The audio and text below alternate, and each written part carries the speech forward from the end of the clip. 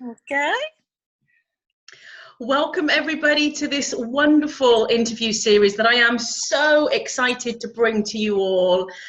And I'm excited because I'm bringing together some wonderful men and women around the world. And together we're going to be having some important conversations to celebrate and raise awareness for International Women's Day, which is in a few days.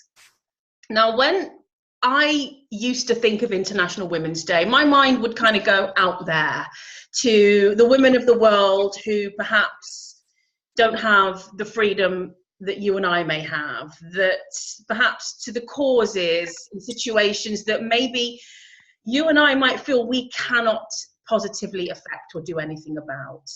So what I wanted to do with this series is bring it back to the four walls of our own homes and the confines of our own lives and the intimacy of our own minds and hearts, and what we can actually grasp and change and do something positive for. And I know so many of us are eager to do this. So I wanted to bring these conversations back home so that from that place of empowerment and awareness, we can then rise up even stronger to change anything out there that maybe, you know, we want to change, or use our voices, use our awareness and our platforms, all of our social media platforms, to do just that. And today I am so, I cannot tell you how excited I am to welcome Rebecca, also known as Mummy to Triplets and Bro. And this conversation is extremely dear to me because I have been following Rebecca's journey from the beginning, and we've known each other for a long time, although that's probably in another life, isn't it, Rebecca? Rebecca, welcome. Thank you. Hello. And can you just start by telling us, give us a little snippet, you know, who are you and what are you, how are you spending your days, and why do you think, you know, this is a good platform for you to share what you're doing? Okay, well, on a day-to-day basis, we're mainly sharing the fun and chaos of parenting multiples and their big brother. Obviously that comes with various challenges, but lots and lots of fun, love, chaos. So, and I think we choose to share that journey because people are quite interested, I guess, in what it's like to raise multiple children. But one of the primary reasons that I started sharing our journey originally was because of the experiences that we'd had at the beginning, which you're aware of, which did impact massively on my mental health. And I came into contact through social media as well with lots of other women in the main who had experienced similar traumas, if you like, and weren't aware of the access that they had to help if they needed it. So it was really important to me to have a voice about that and to try and help other women access that support. So yeah, I write about some of the more serious issues and experiences that we've had. But as I say, on the day-to-day basis, it's lots of fun and games with our beautiful now two-year-old triplet girls and their 5-year-old, soon-to-be 6-year-old brother, Felix. Wonderful. And as I said before, I am in absolute awe of what you do on a daily basis. Juggling 2 devices here, guys, so do bear with us. So you've been through a lot, right? And yet when I watch you every day, you're still, even if you're talking honestly about, you know, a low moment or a difficult day, and I know you've recently had a very tough day, and I'll let you share about that. I'd love you to share with our audience what is it that you do to keep yourself sort of not so much, you know, positive all the time, because I know that's not realistic, but, you know, at the end of the day, what is it you do to ensure that you are sort of, you know, going along in a stable state, you know, rather than sort of going backwards when those moments hit you? And And it, you know, it really is sometimes very overwhelming, and it brings up, as you say, a lot of past stress and trauma. Do you have any tips and tools? I think the most important thing for me has always been not fighting the feelings, accepting the feelings. If today's a difficult day, it doesn't mean tomorrow is going to be a difficult day. And even if it is, just accepting that we're human and we're allowed to feel sad some days. So roll with the punches, so to speak.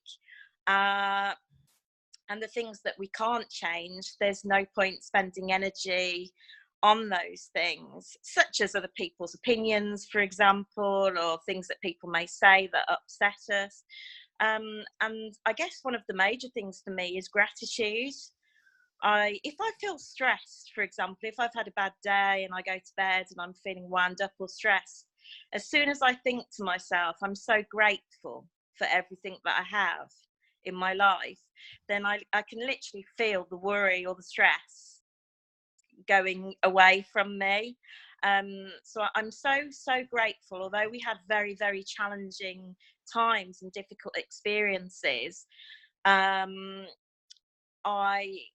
am always grateful for the problems that I don't have as well, because of the social media groups that I'm part of. I'm aware of other parents who didn't, very sadly, didn't have the same outcome as me, didn't bring their children home when they'd been very poorly as mine were. So I think always holding on to gratitude, looking at what you do have to be grateful for and happy about, and yeah, being grateful for the problems that I don't have. And I can say you've got so much to be grateful for. Your children are just adorable. I know your story, and we probably won't have enough time. There isn't enough time in the world really to share the entire story. So I do encourage, you know, listeners or audiences from either platforms to go and check your blog site, your website, or your social media, because you beautifully and authentically share so much from the heart. But for those of us who don't know, what was it that, because I know you went through a very low time where, you know, sometimes even getting dressed was, you know, and I've been there, was, you know, as a chore and was too much. But then I can see, you know, there's a huge contrast in your story. So I'm wondering if you could share if it was about that turning point, because I'm imagining there was just a moment, or was it a moment, or was it a period of time? Was it a thought? Was it like a, you know, just a realization that, you know, something has to change? And can you tell us about that, and also, you know, how you manage that period of time? Well, I think that as a parent, we know that even on those days that you might not particularly want to adult, and to do the parenting, that you still have all of the responsibilities that a parent has to get up and for your children to see you with a smile on your face and doing the things that you need to do for them. So some of that, for example, on Wednesday evening when the ambulance came to, again, people can see from my stories, we had a difficult week this week, and ambulance was sent for Etta, and David, my husband, went off with the ambulance, and I looked round and I just wanted to fall to the floor and cry, not least because of my worry in that moment, but also all the difficult, challenging memories that it brought back for me. But I looked around and I've got 3 other children there waiting for their dinner and needing me to be their mummy. So I think being a parent means that we can't fall, even if things feel difficult. We have to put one foot in front of the other and get on with life. However, one of the key things that I did, I accessed the right support at the right time, because I knew, being mom, I had to get help for me so I could be the mum that I wanted to be.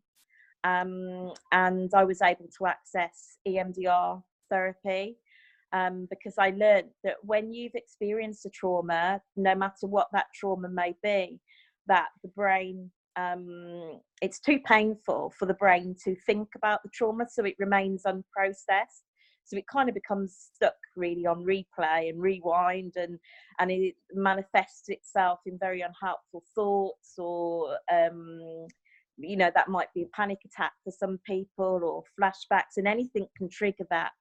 And it can be really scary because your brain hasn't processed that difficult traumatic memory. So for me, I was fortunate to be able to access EMDR therapy, and EMDR therapy helped me to process it. It works simply by helping your brain do what it does every single day with every memory or experience it has. It processes them, it files them away, and you shut it and you move forward. But as I say, if you've had a trauma and you can't possibly think about it because it's just too hot to touch, EMDR in the presence of, you know, with in a safe environment with a therapist, will help you process those memories. They'll never be happy memories, they'll always be difficult memories, but they help you to process them so that they're no longer too hot to touch. They're no longer, you know, if you'd have asked me about, before EMDR therapy, about the birth trauma or the moment that Amelie stopped breathing in my arms and was in a coma, I would have not been able to say those words. I would have fallen to the floor in tears just at the mere thought of it, and I'd have had to have stopped thinking about it. Now I can talk about those things more freely. And as I say, what frightens me was the fact that other people don't know about that form of therapy that is available to them, and how life-changing it can be. And that's why I want to talk about it. I can see that you've really done the work, my love, and that is something I want to bounce off and share with our audience, the importance of. And it may not be that kind of therapy, you know, there are so many out there. Of course. Whatever works for us individually, right? Mm-hmm.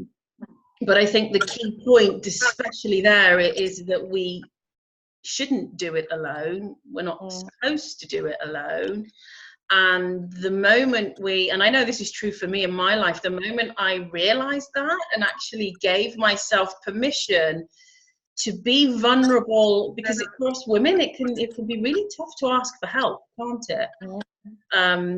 We kind of, especially in, you know, in modern times, we kind of don't live in those communities that we used to live in years ago, you know, where our grandparents and great grandparents probably raised their children and grew up and lived in a very different situation. So a lot of time it can be isolating. And obviously the brain thinks, you know, you're supposed to be strong, you're supposed to do it alone. And so I think that's a really important message, really, isn't it? Because I can see how much it's helped you. I also want to talk about community, because I know that you've not only tapped into communities of women and men and like-minded people out there, but you've created your own. Can you share, and I know you've touched on it a tiny bit already, can you share a little bit more about the value, the power, and maybe a couple of real life stories of, you know, moments in your life, or maybe one of your online connections? I know a lot of your community is online, how that's really helped them or you out of a sticky moment. I think one of the most beautiful things, and Instagram and Facebook and social media in general can be quite a scary, negative place to be at times, but I do feel part of a very lovely community, and that's what I choose to focus on.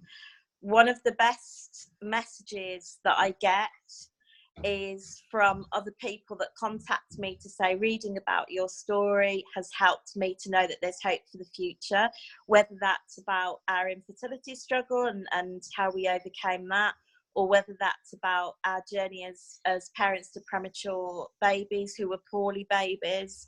And it often it's women that are contacting me. So I refer to women, but clearly I'd welcome those messages from men as well if I thought that I could help. But it might be the mother that's sitting by the side of the incubator at the start of her journey, like I was in October 2016, who is able to see our girls thriving, and is given hope. You know, they're not behind physically or mentally. They're meeting all of their targets, you know, and so I know that it gives hope to other people because I receive lots of messages telling me that.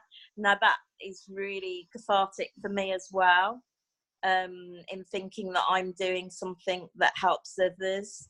It kind of forms part of the healing process for me, too, as did writing about my experiences as well. I love that.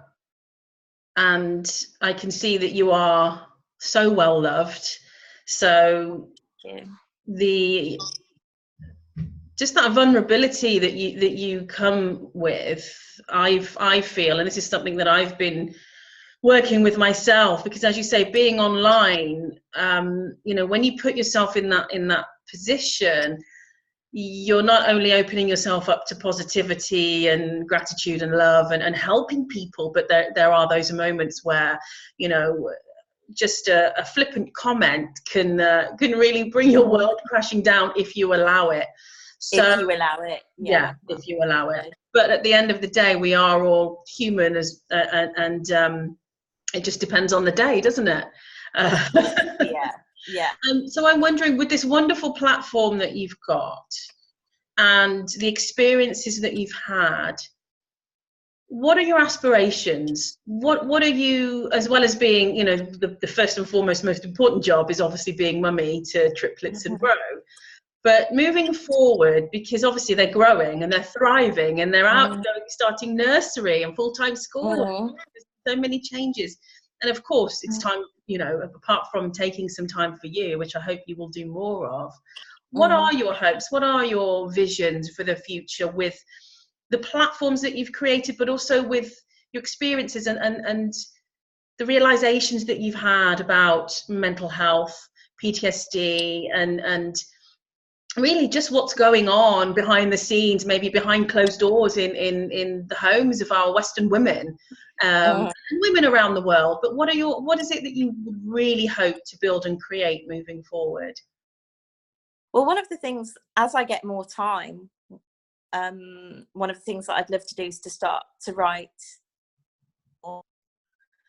again about living with PTSD and where I am now. So for anybody who, again, is starting this journey now, can see how I live with it and the tools that I've built to live with it. So as I get more time, I keep saying this, the time never seems to too soon. So I've bought myself a computer, I've bought myself a special gift, and I have a little office more on my blog. I've spent a lot more of the time writing short posts on Instagram and Facebook, etc. But I'd like to invest more time in writing about things that are important to me. And one of the things that I really want to do as soon as I have some real time, so perhaps this might have to wait until the girls are at school, I'd really like to do one of the things that was very upsetting for me when my girls were little babies in hospital, and a lot of parents with more than one child will talk about this terrible guilt that they have about having to leave their baby behind in hospital, often depending on where the baby is. There's not accommodation to stay with them, etc. And particularly when Bertie was in hospital a second time for roughly a month when she had emergency heart surgery, and it was absolutely heartbreaking that I couldn't be there enough because I had newborn babies at home to look after and my son. So I would literally have to wait for David to come through the door from work, and then I'd race out to be with her. And I'd often arrive, she'd be crying, she'd be upset, and the guilt was just incredible. Nurses with the best will in the world have not got time to sit and cuddle crying babies, though they don't like to hear the babies cry. They can't always have time to cuddle them. So something I would love to do is perhaps, if it's possible, and I will find out about this, and I hope I will be able to make it happen, is to become a cuddle buddy in neonatal wards. And if that's something that I could start off, because I'm sure there'd be a lot of willing participants who would go and do that. And also for parents of premature babies, it's maybe something that it might be too difficult for some people to do, but I think it's perhaps about giving back, because when you're living in that moment, it's kind of in autopilot, and so perhaps it would be a little bit like reliving that I was going to say, I imagine it would be extremely healing, because it's like a full circle moment, isn't it? And as you say, being able to be in that situation, having done your own healing work and inner work, and you know, doesn't matter how much we do, unless we're back sort of in the same or a similar situation, we won't know, will we? So that sounds like a very healthy situation for everyone. And I would definitely recommend that. Well, I wish you all the best with that. I really do. Thank you. Final question. You're a mum to 3 girls, and we're talking about Women's Day, International Women's Day. What would you hope for any woman watching this who maybe somewhere along the way forgot her own, that she's got a choice? Maybe somewhere along the way she forgot that she has a voice, or even how to use it.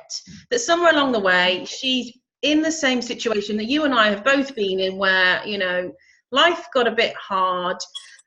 We didn't really know how we were going to, you know, pick ourselves up for all different reasons. And maybe somebody watching that right now is right there in that moment where maybe she doesn't really feel, what's the point? What am I doing this for? What am I trying to achieve? And I wondered if you had any final words to share from your heart to any of our sisters out there. Well, I think that, as I've mentioned, the virtual world can be a scary one at times, but it can also be one that can give access to that kind of support for someone who might not necessarily be able to go in person to a group, or feel that they have those groups nearby, that perhaps they can access a group that works for them. Or, you know, I see it a lot actually. I've joined part of a community on Instagram where there's other mommy bloggers, for example, and there's some that you just instantly connect with and you feel a virtual friendship with, and that it really is a great support system. And so I think if there's people that you have an affiliation with online, to try and to join those friendship groups, I guess. But also, if in terms of what's the point, I think practicing things like mindfulness and gratitude and being grateful. I mean, there's some great mindfulness apps out there that again really helps me. I don't know whether I'm allowed to say on this say whatever you want, my darling. But yeah, I really liked the Budify app.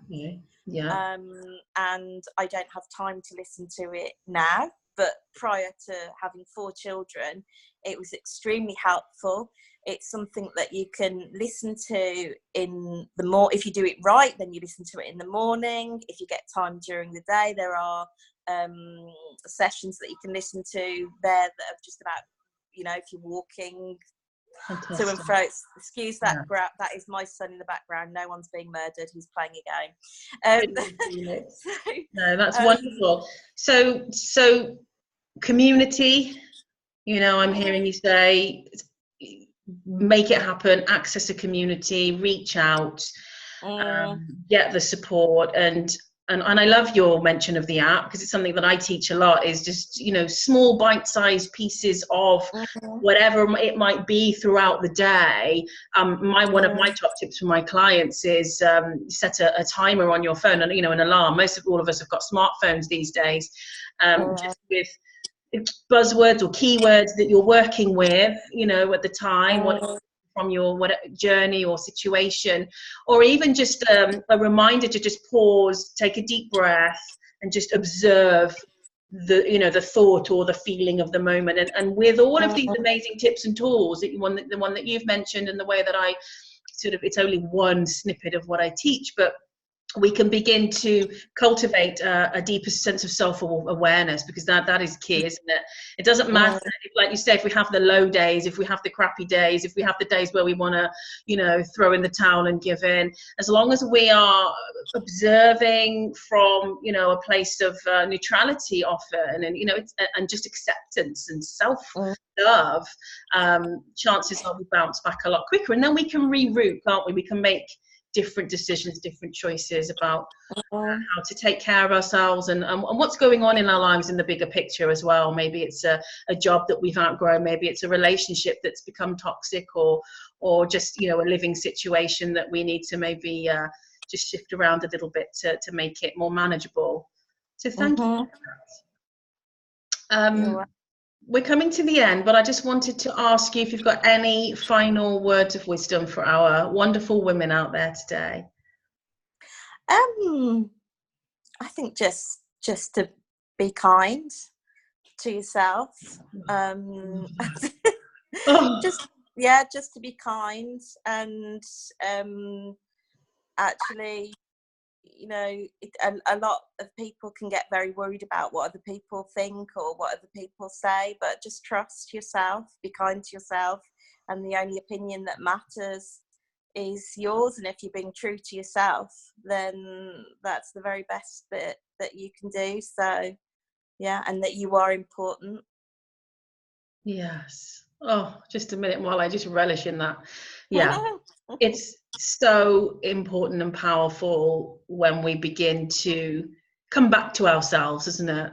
You know, when we can operate from life from that place of centeredness and stability within the relationship that we have with ourselves. Because whether we're a mother, or in a vocation that is, you know, a helping profession, or in a relationship, or whatever it might be, it's the key one, isn't it? And I write all about this in my upcoming book, which has been a journey for me as well, actually, of you know, going with even more. Just when you think, you know, reached a good point of self-awareness, and, you know, there's more to uncover. So that would be my tip, is to never stop discovering yourself, because it's so multi-leveled and multi-layered and beautiful and ugly and all of the in-betweens. So wonderful advice. Thank you so much.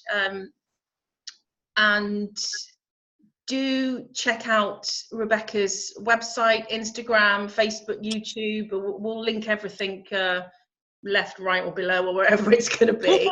And thank you guys for watching. And if you know a woman in your life, near or far, who could use a boost today, maybe could use hearing some of the words that we've spoken today, then please do feel free to share this with her, and keep in touch, keep community around you. I know I glean so much love and just warmth from my upgrade community, as you do with your mummy to triplets and bro community. That find yours, find your happy place, find your tribe, and just have a good time. Thank you, Rebecca. Enjoy your Thank you. I'm gonna go and watch your stories, love. You had your pancakes today? No Pancake Saturday. No pancake Saturday today, because Felix, the main man, was at his nanny and granddad, so it's been so you got away with it. To Sunday pancakes. Okay, I shall find out tomorrow what the girls are doing. Well, thank you so much. Lots of love. Thanks. Bye, Maria. Bye.